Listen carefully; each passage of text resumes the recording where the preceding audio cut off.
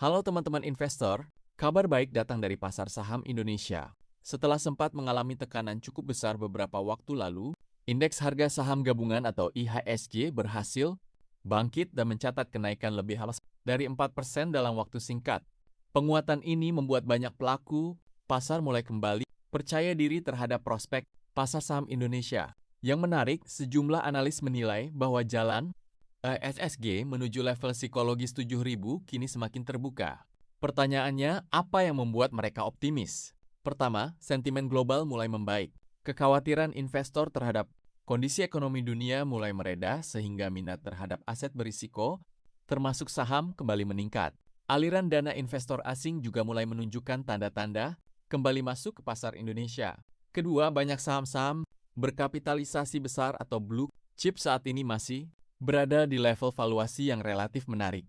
Setelah mengalami koreksi cukup dalam, harga saham perbankan dan beberapa emiten unggulan dinilai sudah jauh lebih murah dibandingkan beberapa tahun terakhir. Kondisi ini menjadi daya tarik bagi investor jangka panjang yang mulai melakukan akumulasi secara bertahap.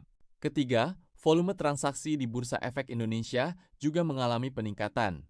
Aktivitas perdagangan yang ramai biasanya menjadi sinyal bahwa minat investor mulai kembali tumbuh.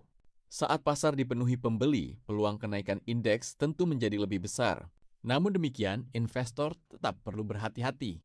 Meskipun peluang menuju level 7.000 semakin terbuka, perjalanan IHSG tidak akan selalu mulus. Sentimen global, pergerakan suku bunga, kondisi geopolitik, hingga nilai tukar rupiah masih bisa menjadi faktor yang memengaruhi arah pasar dalam jangka pendek.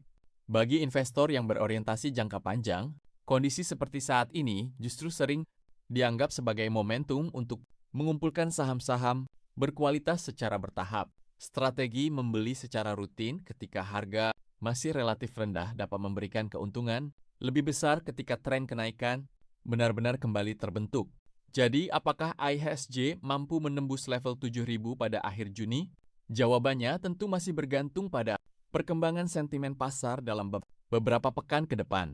Namun satu hal yang pasti setelah lonjakan yang terjadi belakangan ini, optimisme terhadap pasar saham Indonesia mulai kembali terlihat. Menurut kalian bagaimana? Apakah IHSG akan berhasil menembus level 7.000 atau justru kembali terkoreksi sebelum melanjutkan kenaikan? Tulis pendapat kalian di kolom komentar. Dan jangan lupa subscribe agar tidak ketinggalan update terbaru seputar saham, investasi, dan ekonomi Indonesia. Sampai jumpa di video berikutnya.